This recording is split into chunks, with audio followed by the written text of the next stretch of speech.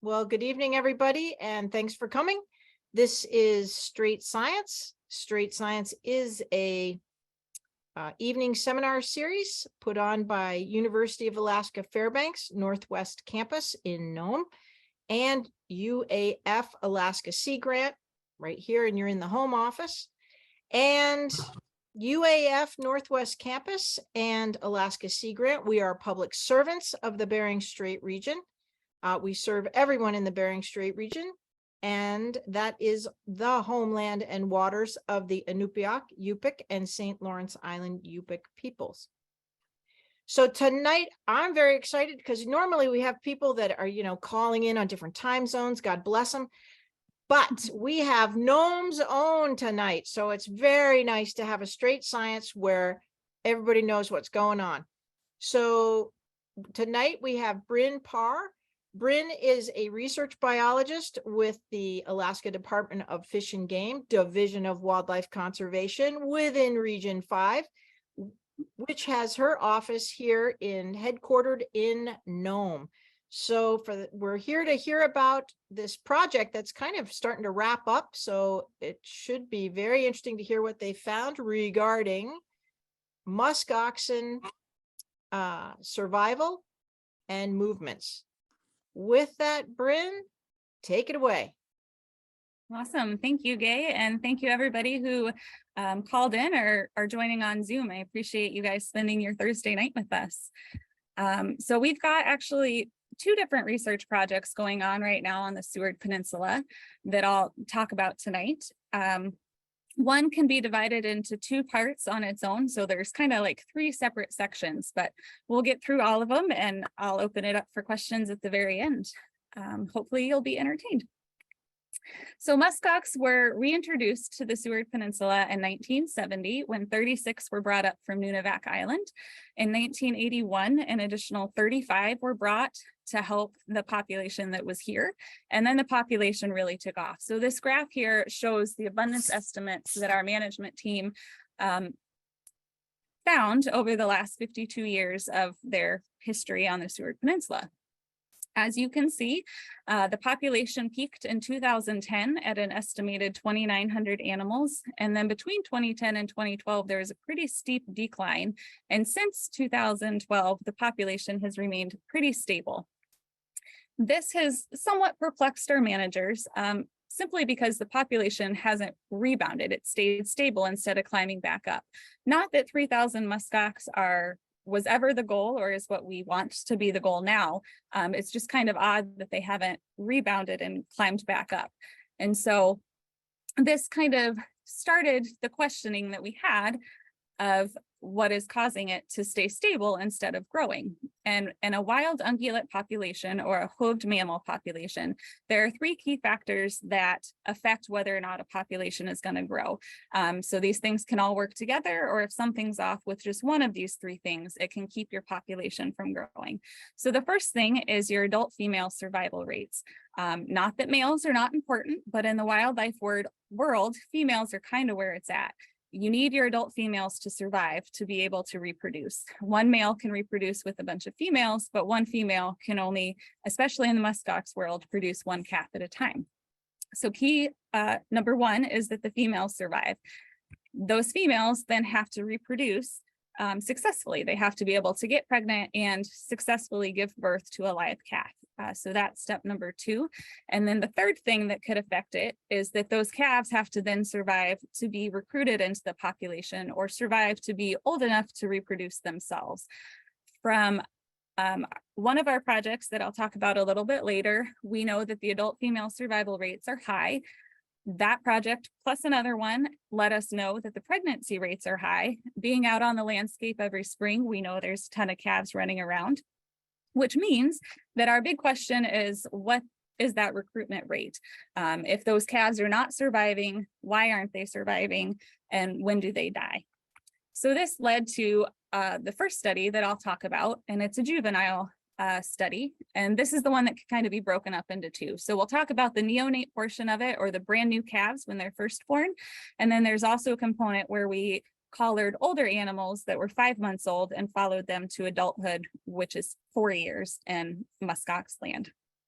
Another component to this was that we were interested in the role mature bulls played.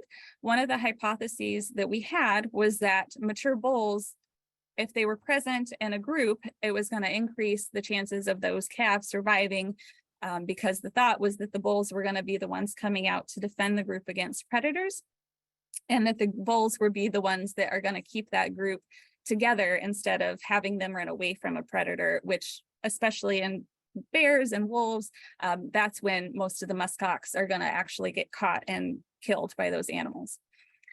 So to do this, we not only had to figure out when these calves died and why, but also how to catch them. Prior to this study, and still to this day, to our knowledge, nobody in the world has caught baby muskox calves when they're just a few days old. So we could look to other projects, other species like moose and caribou and sheep, to see how they caught their neonates and try that here.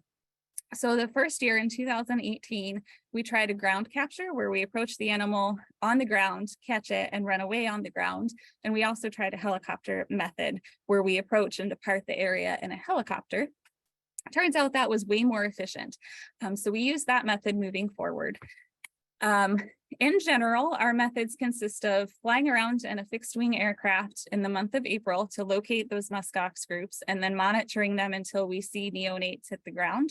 When we find the calves are popping out, we call up Bering Air and we fly out in our helicopter, well, their helicopter, and we catch these calves that way. So we have one biologist who gets out. They're wearing a pair of disposable gloves.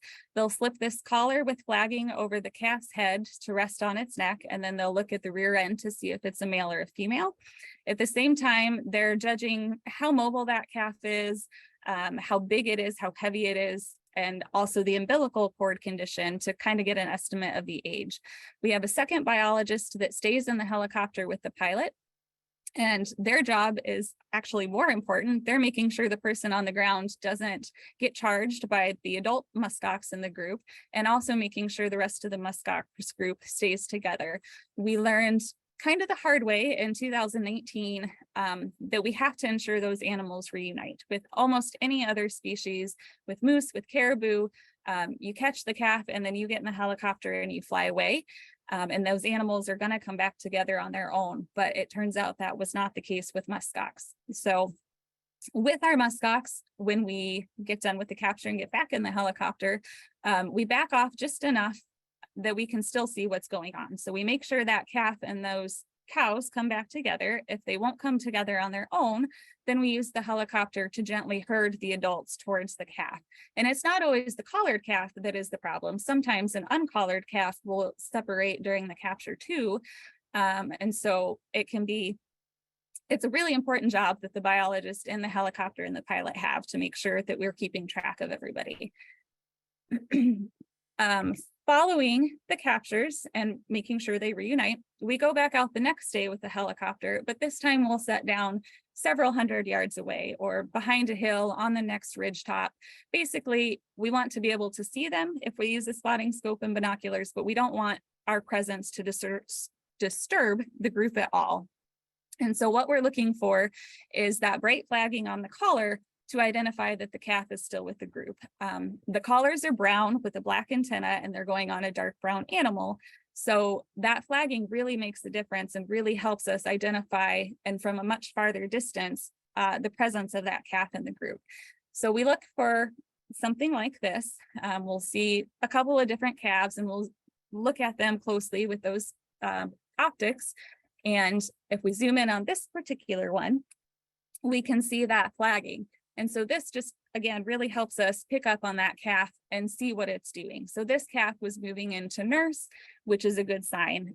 We just want to verify that they're nursing, they're snuggling mom, they're sleeping next to mom, they're playing with the other calves, something that indicates they really have been accepted back into the group.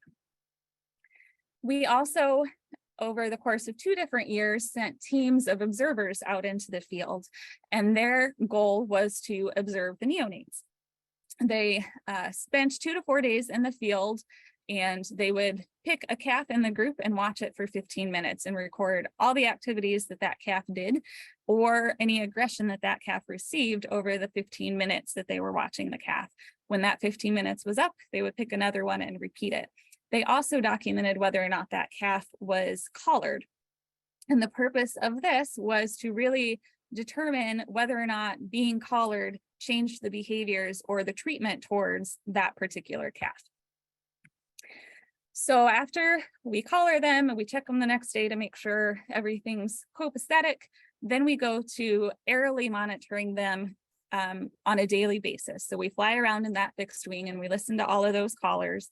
And anytime we have a mortality come across, when we get back to town, we call up Bering Air, get the helicopters and go back out into the field to determine what caused that mortality. Sometimes, like the picture on the left, we'll see a suspecting culprit running away from the scene of the crime.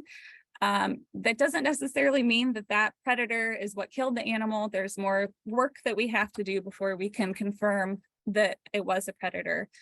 Other times, like the picture on the left, we find this whole carcass and it's still right there next to the adults. And that's always extremely puzzling. But whenever we have a full calf carcass at this age, we will remove the whole thing from the field and we send it to our veterinarian in Fairbanks to do a complete necropsy. If there is a partial carcass left, then we start to look for patterns of consumption to try to figure out what happened.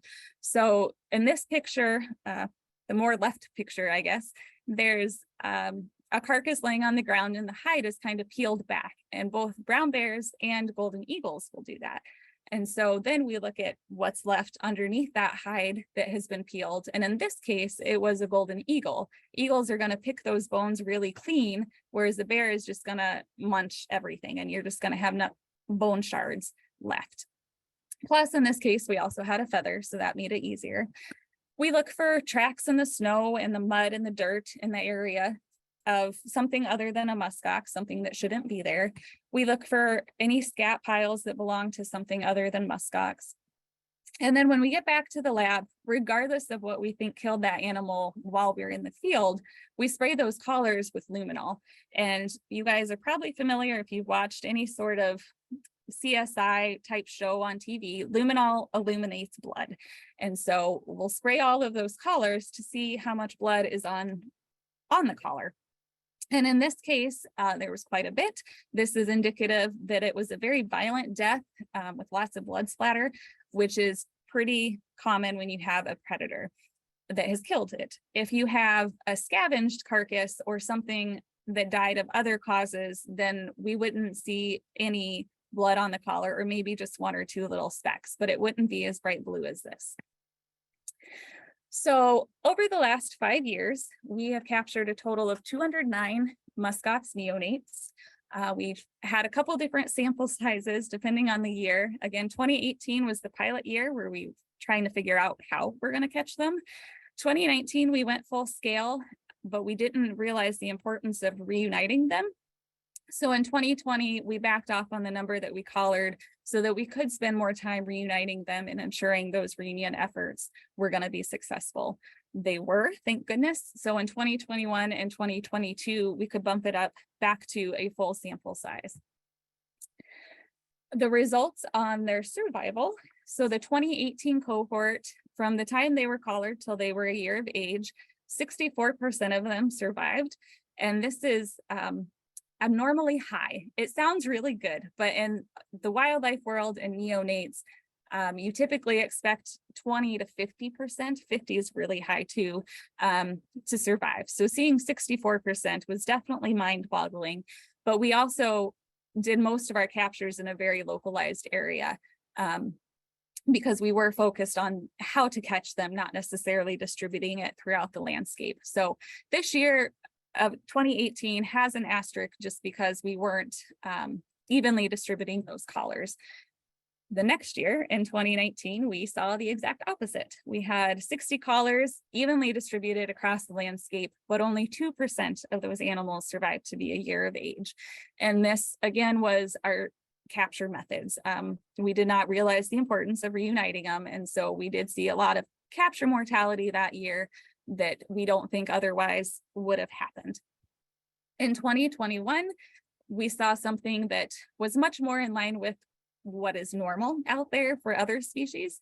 38% of the calves we collared survived to be a year of age. In 2021, we bumped up back to a full sample size, evenly distributed, and we saw 43% of those calves survive to be a year. And our most recent spring, 2020, we're only at 7 months for those calves right now, but they're sitting at 41% survival. And if the trend holds like it has the last several years, we don't expect to see much mortality in those animals between now and the end of April. So what was killing them? Well, we documented 110 mortalities within the month of May. So in the first month of those animals' lives, quite a few of them died. The leading cause of death was predation. 62% of the mortalities could be attributed to either bears, eagles. We had some suspected, although not confirmed, wolverines, and then some unknown predators, where there just wasn't enough evidence, or there were evidence of multiple predators, so we couldn't assign one over the other. There are 11% of the mortalities are attributed to our capture efforts. Again, most of those came from 2019. That number has really decreased in the recent years, but this is the 5 years of the study combined. We had some unknown mortalities, some birth defects, some trauma and starvation. These are grouped together because quite a few times we would find a carcass that looks like it had starved. There was nothing in its stomach, but it also had suffered trauma of some sort, often from another muskox. Those adult muskox can be really intolerant of the calves getting too close if it's not their own, and they'll use their heads and their horns to hook and toss that calf out of the way. So the impact of the calf hitting the adult's head, and then the impact of the calf hitting the ground, not to mention potentially that horn puncturing the underside of the calf, all of those can be traumatic things that leave an impact on the calf and could potentially be the cause. So it was really hard to differentiate between a lot of those. So we just grouped them all together. And then we also saw some natural abandonment. One other thing I want to mention about predation is, by being out there as often as we were and investigating as many mortalities as we did, we also found a lot of uncollared calf mortalities. So in 2 cases, one case we came across a calf. We collared it the day before. We knew there were 12 calves in the group. The next day we returned to that area to make sure the calf was alive and with the adults, and found it was on mortality. So when we got to the calf, we actually found 10 calf carcasses on the ground across maybe a 1/4 mile radius. One was our collared calf, and then the other 9 were uncollared, and they had all been killed by bears. In another scenario, we came up on a mortality to investigate it, and we found a string of 6 calves kind of in a line over about a 1/2 mile on the side of a hill, and we flushed 2 golden eagles off of one of those carcasses. And as we went and looked at all of them, we realized they just had a few small blood marks on them. So we took one back to the lab and did a necropsy on it, and we could find that that eagle had attacked the calf from above. So above its spine and on its sides, it came down with its talons, and it was so strong that by squeezing, the talon broke a rib that then punctured a lung. And so while we didn't do a necropsy on all 6 of those calves, we suspect that the eagles were to blame for all 6 of them, because externally they all showed the same symptoms. When our observation teams were in the field in 2020 and 2021, this is what they found. They observed 140 hours of muskox, which is fascinating. But within a 15-minute window that they were watching these calves, the collared calf activities are in blue, the uncollared calves are in red, and you can see that there was no significant difference. So those calves didn't behave any differently, nor were they treated any differently than the uncollared calves. So this was really good news. This kind of reaffirmed that as long as we could ensure that the reunion happened immediately after the capture, that calf was good to go. As far as its behavior, we weren't impacting it negatively. The other thing that we were interested in was the role mature bulls played. And We attempted to look at this in 2019. We picked a couple of groups in the spring to look at, and we would fly in the fixed wing and take pictures of that group from the air. And then we would go back to that group throughout the spring and continue to take more pictures. And when things settled down a little bit, we went back, and for each day that we flew, we counted how many muskox were in the group, how many of those were mature bulls, and how many neonates were there. And we were hoping to be able to tie the presence of mature bulls to survival in some way. Maybe you needed 3 bulls in the group to survive. Maybe you needed 10% of the group to be bulls to survive. But what we found was we were not flying often enough because we were so busy with captures and monitoring and mortality pickups. We just weren't able to fly this portion of the project enough. We did learn that mature bulls move a crap ton in the spring. Within one group, there could be 5 bulls one day. We could go back 3 days later if things were going really well and find only 1. Then the next time we visited the group, maybe there would be 8. And so we just learned that there's a ton of movement with those bulls, and what we did was not enough to detect the importance, or if they really do play a role in the survival. So moving forward, this is something we're interested in. To what degree we're interested in, I don't know that answer. But I do think if this is something we look at, it needs to be its own project or have its own researcher dedicated to it. So that's the neonate side of things. Then we move to the 5-month-old calves. So because not too many of the neonates were surviving, especially in 2019. We wanted to collar additional animals from that cohort to then give us information on their survival, especially through that first winter, but then as long as those collars would last. And so again, in the fall, we use the fixed wing to go find those muskox groups. Then we take the helicopter out, and this time we dart them with immobilization drugs. When the animal lays down, it is still alert. It can pick up its head and it can see, and it's aware of its surroundings, but it's not able to get up and run away.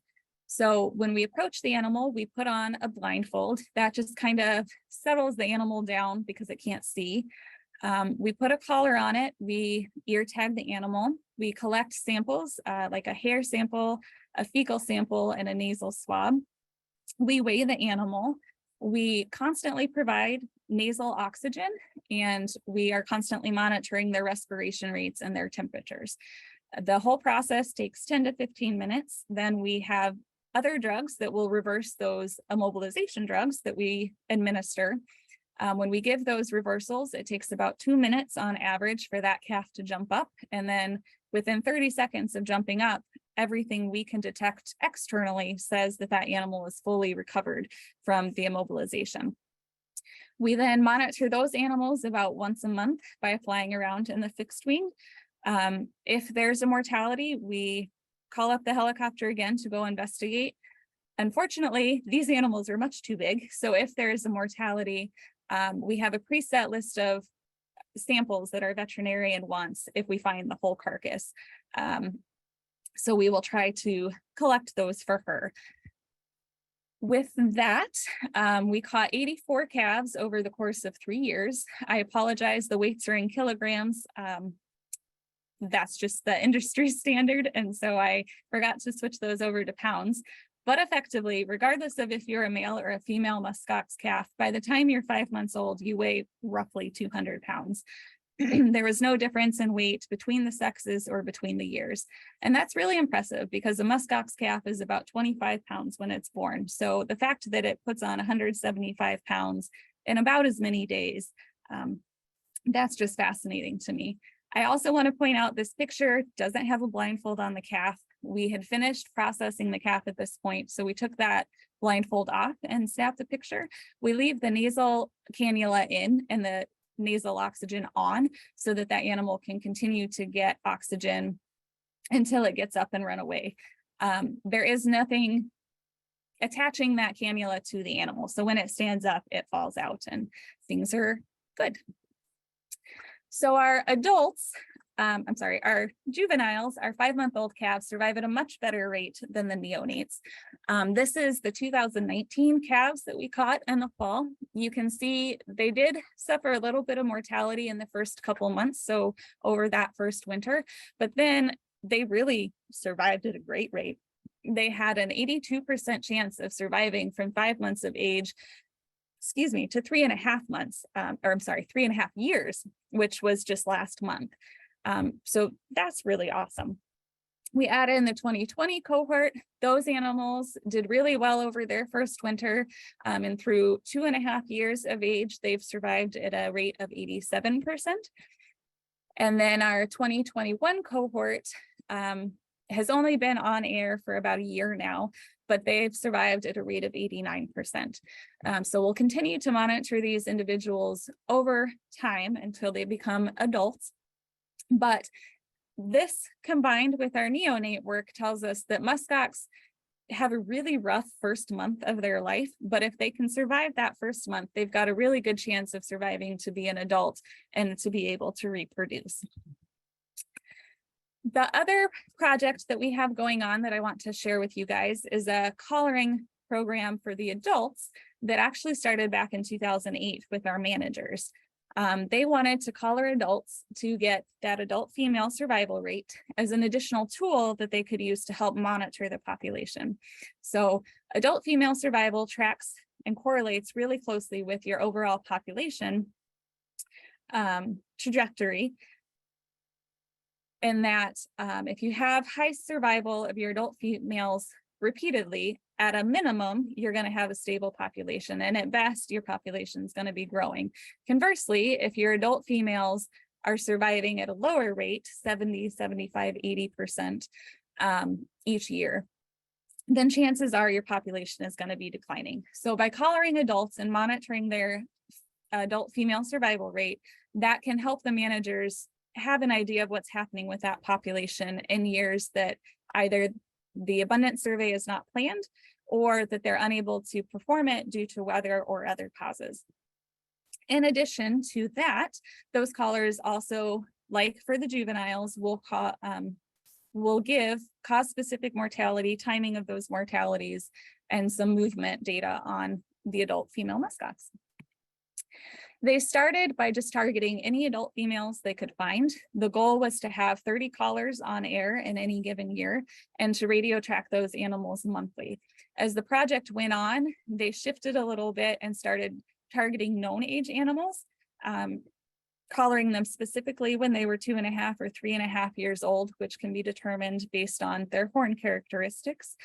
This female, for example, has a lot of white between her horns, so we know she's one of those younger animals. And that way we know exactly how old they are when they die. It's just one more piece of information that can be helpful. And then in 2021, we shifted this program under my realm on the research side of things. We realized that, hey, we actually have a dedicated researcher and one for muskox. So why don't I take this over and let our managers fully spend their time doing the management side of things. So because I am a dedicated researcher and we have some dedicated research funds, we also tweaked it a little bit more by purchasing GPS collars instead of VHF. So those VHF collars are what we use on all of the younger animals and what we've used on the adults up until 2021. And those require that you go out and physically hear those collars and physically relocate them if you want to know where the animal is. These GPS collars kind of take away some of that work for us. So they will record between 1 and 4 locations a day, transmit those locations to us at least once a week. And anytime a GPS collar switches over to mortality, I get an email with the exact GPS coordinates. So it takes a lot of the work out for us and we can just call up the helicopter pilots and fly right out to investigate it.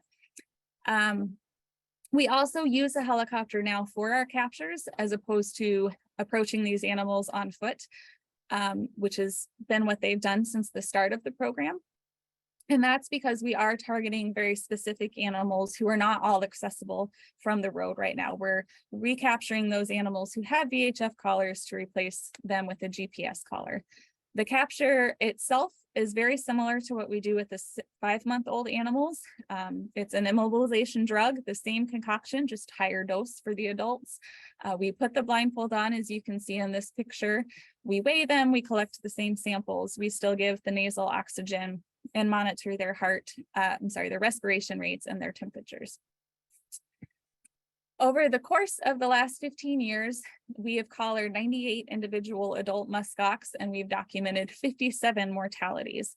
So this is a graph showing the causes of their mortalities. Unfortunately, there's a fair number of them without a cause of death listed that I can find. And I do think this is a result of the Fish and Game Office in Nome moving. While this study has been going on, we got kicked out of the state building so they could renovate it. And so there was a move to the temporary office, then a move back to the real office. And it appears as though quite a few of these files just kind of got tucked in among other things. And so I will randomly come across information about a mortality that was investigated, and then I can update the information for that animal and then this table. Of the animals that an actual cause is listed for, there's a fair number that are unknown. Those are usually cases where by the time we get to it or detect it and then get to it, scavengers have kind of worked over that carcass. So there's not much left for us to send to the veterinarian or to figure out what happened. About 25% of the adult mortalities that we have documented are due to predation of some sort. And an additional 14% are attributed to humans and our actions in some way. The capture-related mortalities all happened in the very first few years when they were figuring out the dosages that they needed and the importance of the oxygen that we provide. A couple of them were harvested, both legally in the early years and illegally in the more recent years, and one was hit by a car. There was also one that fell off a cliff with several of her herd mates. They went up on the top of a hill, and with all the snow that we had that year, it kind of created a cornice off the side of it. And when all the muskox climbed up there, it just gave way to all of that weight, and they all fell, unfortunately, to their death. Survival over the last 15 years has been pretty high. If we take all the years together, the average survival is 87%. You can see in 2010 and 2011 that survival dipped down into those numbers that we say are lower. It's below 80%. And if we transpose the abundance estimates on this graph, those are the same years that the population was declining. So these abundance estimates, the black bars, those are calculated in March of each year. That's February to March is when those surveys are flown. And then our survival estimates are calculated over the course of the whole year. So typically that final number that we have on this chart is calculated at the end of December. So in 2010, when the 2,900 animals were found, that was in March. Then over the course of that year, 23% of the female population died based on our collar data. In 2011, 74% died. So then when they did the estimate in 2012 and found fewer animals, we kind of were able to predict that based on our adult female collar status. The remainder of the time after 2012, there are 2 years, you can see 2014 and 2020, where survival dips down below 80%, but the years on either side of that, survival is high. And so that's how things kind of stabilize. You can't always take 1 year by itself. It's really good, much better practice anyway, to compare it to the last several years so that you know the trend of the population. And then the last thing I want to share with you guys before we open it up for questions are some movements. So we put those GPS collars out on the cows, and this is 10 different individuals. Each individual is a different color, and this is their movements over the last year, starting in October of 2021 through October of 2022. There's not a ton of movement happening right now, and this in the moment is about April, but now there is, and now we're hitting May, June, July through the end of the year. So this is just really cool to see their movement patterns and see where they go. And because I think it's cool, I'm going to play it one more time without talking so you can enjoy it.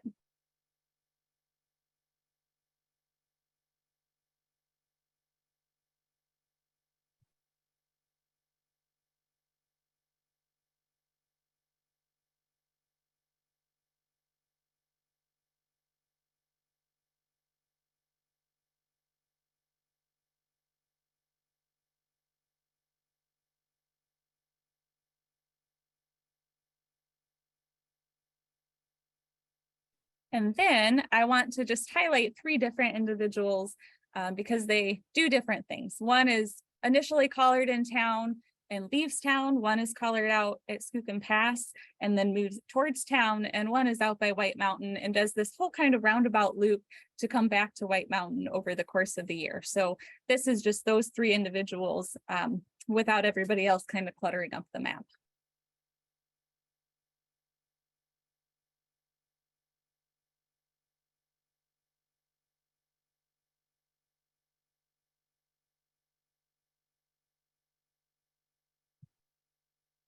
So what's next? In 2023, we have one final year of the neonate captures planned. Our plan is to catch 60 more calves and make sure they reunite and continue on with that study. And then in the fall of 2023, we will continue on with the adult collaring program by replacing the existing VHF collars with those GPS collars. We don't know how long that will take to replace all the current collars. It'll depend on the funding each year, as well as the survival of the animals that are out there. And before I open it up for questions, I just want to give a huge, huge shout out to all of those who have helped with this project in some way. Bearing Air and the pilots for the helicopters are instrumental. This project none of these projects would be possible without them. Our fixed wing charters, Arctic Backcountry out of Kotzebue and Shadow Aviation out of Fairbanks, along with our fish and game pilots, Tony Gorn, Christy Osborne, and Lincoln Perrette. They're all probably sick of me asking for radio tracking flights, but they continue to say yes. So thank you guys so much. The other fish and game staff listed have helped either with the captures, with the mortality recoveries, or with those observations that we had in 2020 and 2021. As well as our volunteers, Kate, Carol, Claudia, Letty, Sean, John, and Joseph. They all helped with those observations too. So a huge shout out and thank you to everybody. And I apologize if there's anybody I've forgotten. And with that, I will open it up for questions. All right. Thanks, Brynn. That was awesome. So at this point, while everyone's thinking up their questions, this is the time I always say, give Brynn some love there in the chat box. It's always nice to know if your talk was well received, because it's not easy to be a speaker, especially after a work day. She's still on the clock and rocking it. So, all right. With that, we do have, let me double check. We have had a caller the entire time. A caller has stayed in throughout. So we're going to give Charlie, I see, and Claudia, I see your hands up. And Claudia, just we've been having, at least I was getting a little bit frozen, some of it. So I don't know if having 3 videos on at once is a good thing at this point, but thanks. So the caller, if the caller has any question, it is really awful to be a caller on a Zoom call. You have priority. So for the caller, know that you can bust in at any time.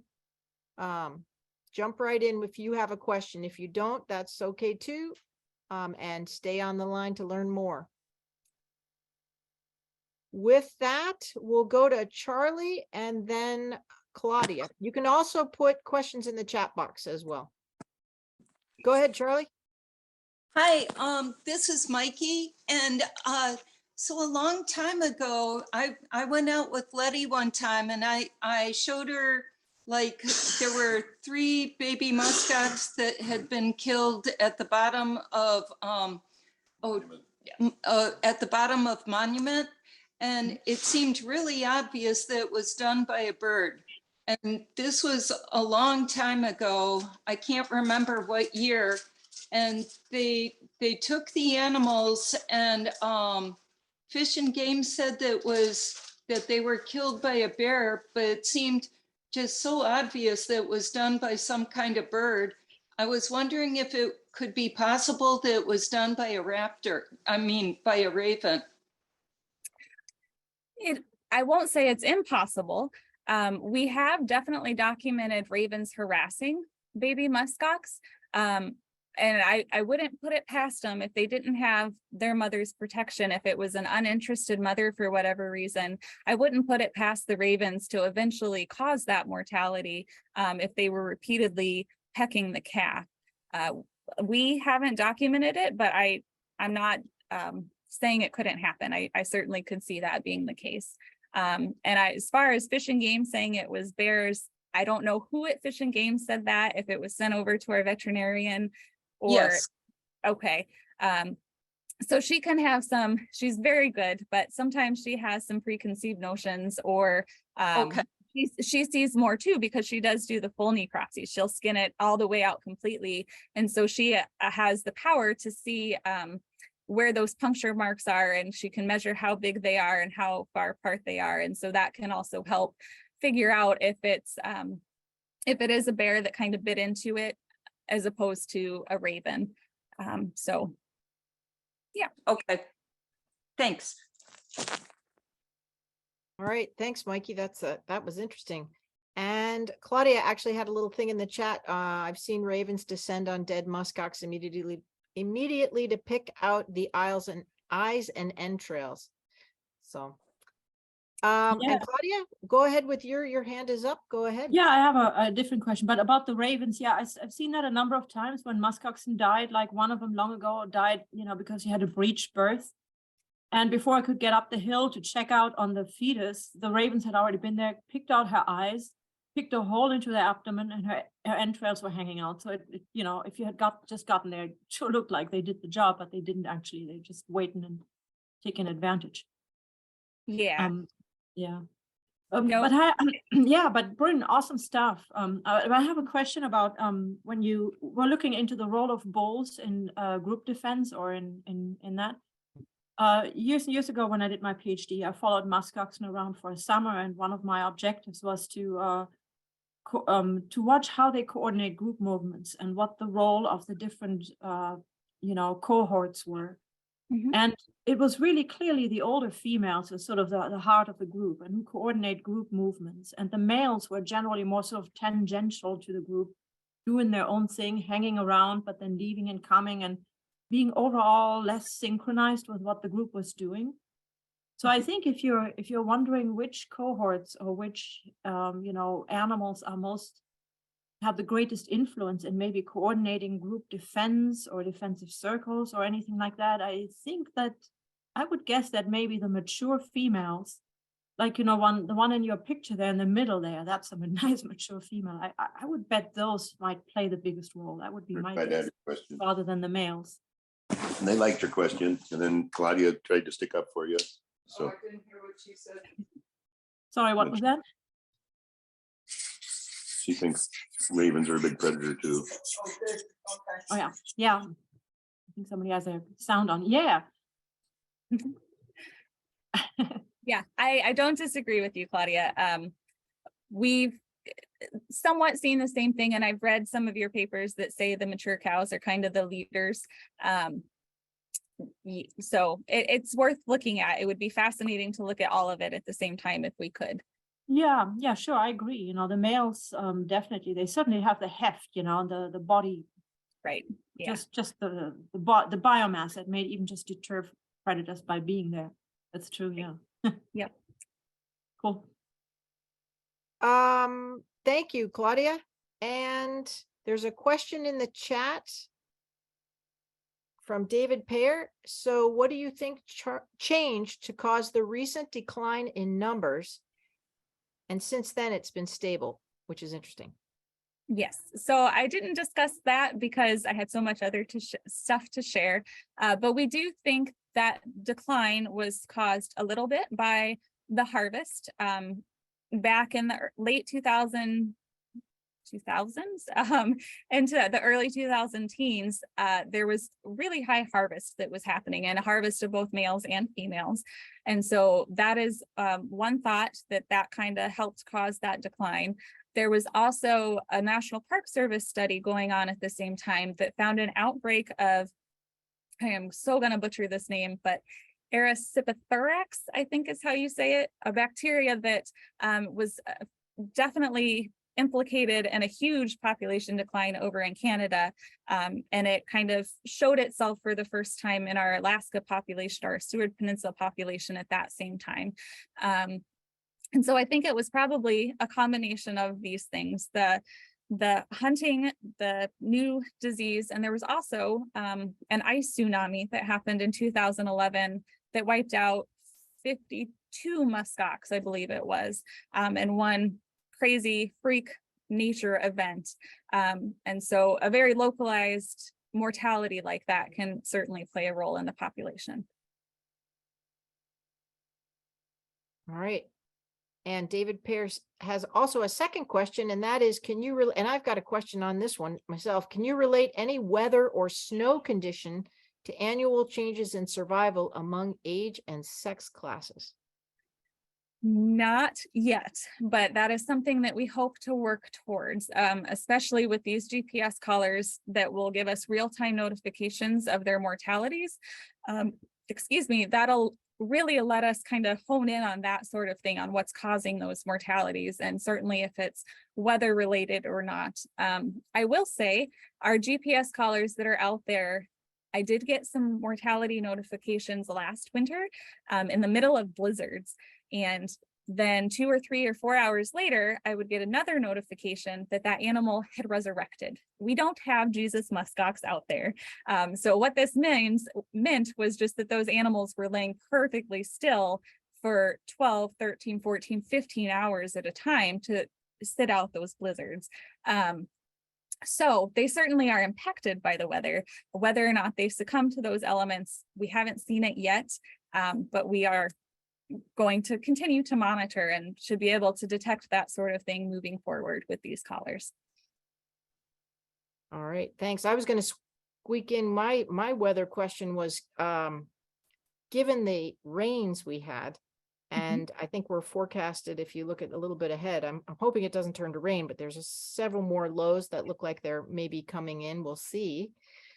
We had 1/2 inch of ice on everything out here during the weekend, which thankfully got shook off with those winds, although I have to say the snow has got a serious crust on it. Is that kind of rainy weather that we're getting more of a, I don't know if you have enough data, or in the past, I don't know anything about muskox biology, honestly, but is that when you see these kind of heavy rain events and this heavy crusting, is that likely to contribute more to the muskox? It's definitely something that we are keeping an eye on. If it's really bad, it can be hard for them to crater through the snow and then get to the tundra level to eat, but muskox will eat willows. So if there's any willows that are still exposed, they'll go for that. They're kind of like, they'll eat just about anything. So they don't have to crater down and find a specific thing on the tundra. They can eat whatever is still exposed and available to them. And I will also say that last winter, we saw some of that rain on snow at the end of December, early January. And although it was small sample size at the time, I only had those 10 GPS collars active at that time. We did see movement at that time. So typically muskox are going to stay really stable and not really move much in the winter, but they took advantage of that really hard crust on the snow and moved in theory to find some more food or to find a better spot to spend the rest of the winter. So it does impact them. I don't know that it's going to lead to their death or increase the death that we see just because they're so willing to eat anything. But again, something we're monitoring and keeping an eye on. Okay, cool. Thank you very much. A question in the chat, and I don't see any hands raised, or I'm going to check in with our caller who is maintaining. That is awesome. So thank you, caller, and feel free to ask your question at any time. You can even step on someone talking. It doesn't matter. because it is hard to be a caller on a Zoom call. One more question in the chat. It says from Claudia, are there any data on whether being closer to town will reduce predation pressure by bears? That's kind of the thing you always hear, isn't it? They move closer to town to. Yeah, shoo no, off the that's bears. an excellent question. And I haven't fully done the actual data crunching to see if there's a role in that. My perspective on it from what we've seen is no, that even being close to town, you still have a chance of getting eaten by a bear if you're a muskox. We've had bear kills on Newton, on Anvil, on Monument Hill, in the Snake River drainage. The very first year of this study in 2018, we had one that got killed at the monofill by bears. So I don't think so. I haven't done the actual crunching of the numbers and the actual analysis to verify that, but it doesn't appear as though your chances of survival are higher. And I'll also add to that we have seen movements of groups into town following a bear predation event. We've also seen groups leave town following a bear predation event. So though that map I showed you at the end with just those 3 individuals, the one that left town and went out north, that group did experience a bear predation event pretty recent or pretty close to the time that they moved. So the bears do cause those movements, but it's both towards and away from town. All right. So anyone else with other questions? Because I have a question. When you're going to tag this year, are you going to go to those same sites that we saw kind of on your moving map, or are you going to go up to Port Clarence or anything like that, where there's those, if there's any still left after Murbach, but because of the high water, but are you going to try different areas? It's just really, really interesting, your presentation and what you guys are doing. It's great.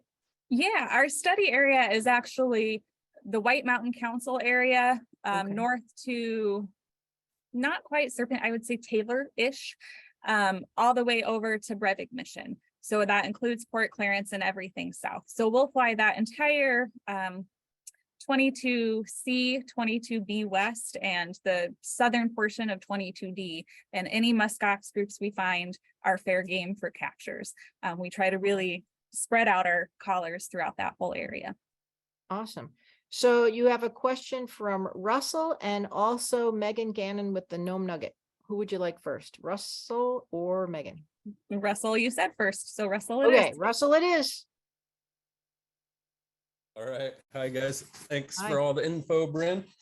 I've got a crew here watching and listening with me, and I've got a couple kids, 7 years old and Jesse's 9, and they're not going to speak up and ask the questions.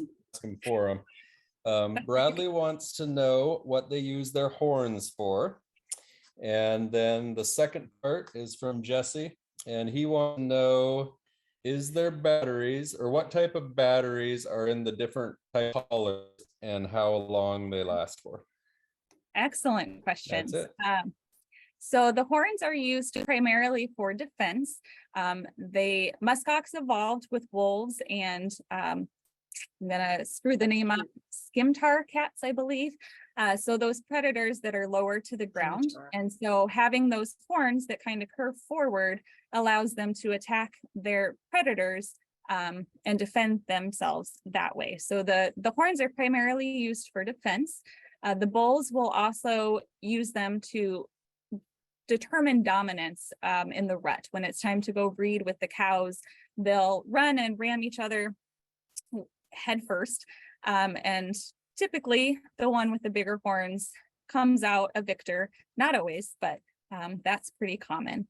As far as the batteries, that is an excellent question, and I do not know. It is not AA that you would put in your appliances, your remote controls, that sort of thing. They're specially made batteries that I believe are lithium from the manufacturers. We don't see it actually. The collars come already with the batteries inside. David So- Payer in the chat box is saying it's lithium. Perfect. Okay. So this is one of our adult collars, or an example of an adult collar, and the battery is tucked in here and it's encased in a lot of, I don't know the name of that either, some sort of hard plastic, so we can't see it, so I don't know. But these collars, these bigger collars, will last for 7, 8, 9 years. Actually, we have one out there right now that's lasted for 10. And then our neonate collars, the ones we put on the babies, they're guaranteed for 1.5 years, but we've gotten 3 years out of them. So they last a little bit longer than they're guaranteed. All right. And Jim Dory says resin. That's what they're coated. Thank you, Jim. Yeah. Yep. All right. Go ahead, Megan. You have a question. You've got the floor. And I have to say that was so great. We like having younger listeners, and good questions, you guys. Go ahead, Megan.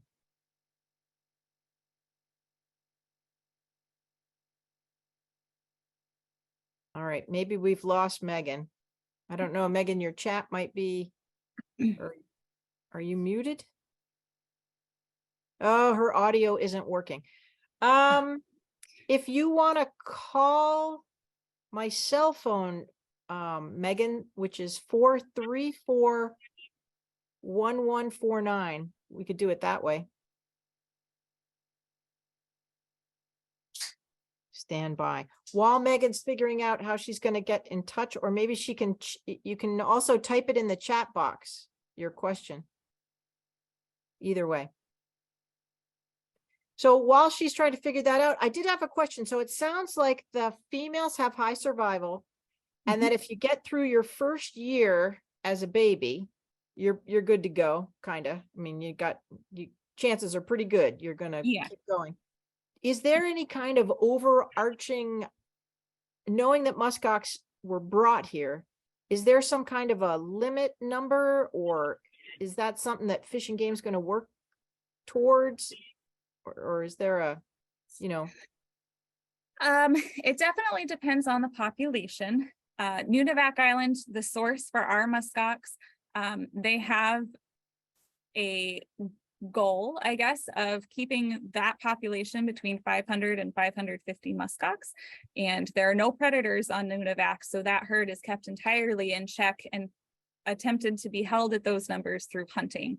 The Seward Peninsula, Cape Thompson, and the Eastern North Slope populations, to my knowledge, such a number doesn't exist. We didn't introduce them with the goal of having a set number. It was just kind of, let's see how they do. And at this point, we're limiting the harvest because the population isn't climbing back up. So should the population start to climb, I would anticipate that we would add more harvest opportunity. But that's a management call, so I don't know that for sure. Right. No, that's good to know, and I appreciate that. So thank you for that. And Megan did write, she in the chat, I wanted to know more about the movement patterns Brynn showed us. Were those expected? So all your dots.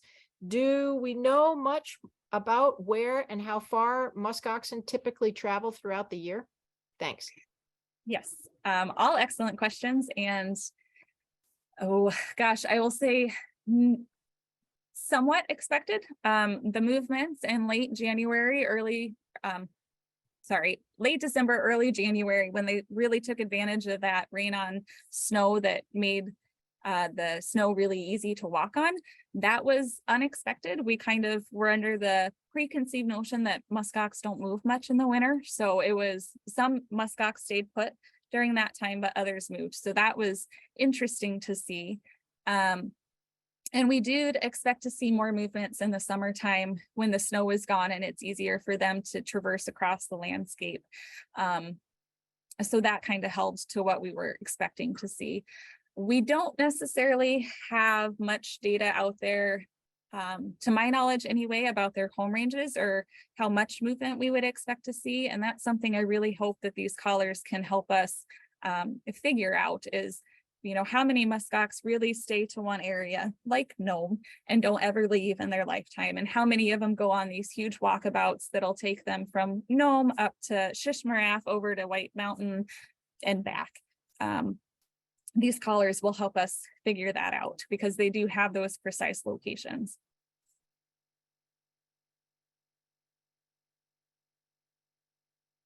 Oh, Gay, I Once believe I you're unmute myself.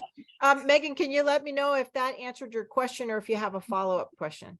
Oh, she says thanks. So that did it. Good. That's great. And let's see. Russell asks of the more, and I see you, Claudia, so we'll get to you in one sec. Russell asks, of the mortalities that were classified as birth defects, what type of birth defects were seen? Good question. Oh, yes. And this is pulling on my memory a little bit. We had one case that the intestines were rotated. So the food couldn't pass through. So that was a birth defect. There was one that I believe it was in a intussusception. I'm probably saying that wrong too, but basically the intestines kind of folded up into themselves, also preventing the food from passing through the intestines. There was one that had underdeveloped lungs, so maybe he or she was born a little bit prematurely before they were fully developed and able to breathe. And there was one this spring, maybe it was last spring, they all kind of merged together, that we picked up that still had the afterbirth on its underside, and we sent that in for a necropsy, and it came back as a stillborn. And I believe that was also because it was underdeveloped. Its lungs weren't fully developed yet, so he or she wasn't able to breathe, so it was a stillborn. There are a few more, but those are the ones I can remember off the top of my head. All right. Well, people know where to find you at the State Building, so that's Sure. that's the beauty of this presentation tonight. Birmingham. You just come right on down to Front Street. Yep. It's good. Wonderful. All right, Claudia, go ahead. I see you've been very patient. Thank you.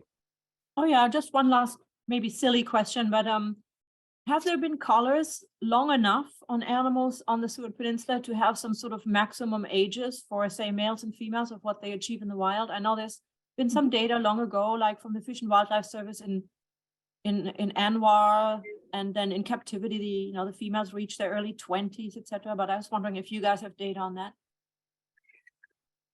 Kind of. So when they started the collaring program in 2008, they were just going for any adult female, so not a specific known, but by knowing that it's a minimum of 4 years plus the number of years the animal was collared.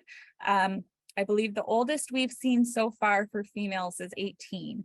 And she died in the spring during calving season. We investigated that one. We sent samples off for a necropsy, but I don't believe we could actually definitively say what caused her mortality. And we were kind of thinking old age might be to blame. She was not pregnant, so it wasn't a pregnancy related thing, but 18 is the max that we've seen so far for females. And for males, our collars are not lasting that long. We are putting on the neonate collars, and 3.5 years seems to be where we kind of end. Those collars that are on the 2019 cohort right now are really getting weak and hard to find and hear anymore. So I think we will have to figure out a different project to collar them to get that kind of data off of our males.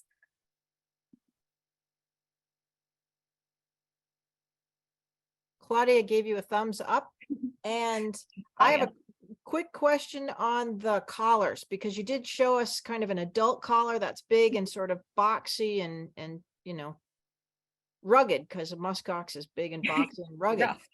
Yeah. Do you have do you have a little example of the specially designed baby Yes. collars? Because just so people who maybe from out of the area might be thinking, oh my God, they put that on a baby. Yeah.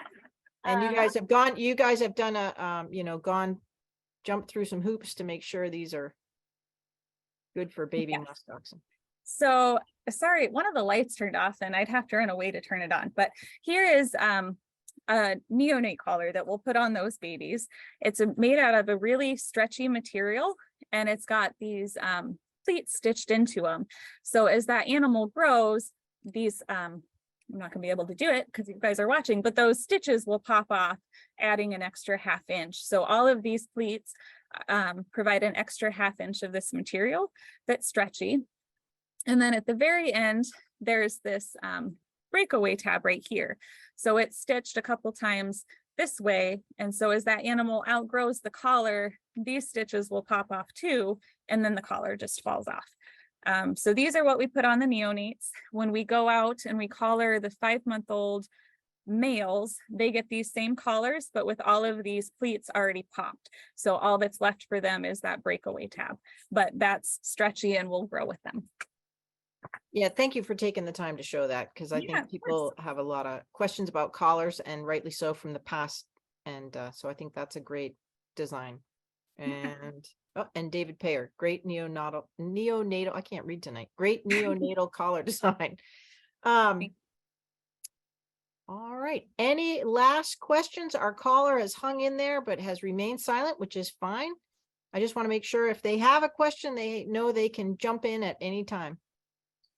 With no other questions, I will say thank you very much to Brynn, and thank you for being such a great Straight Science audience. Lots of nice comments in the chat box.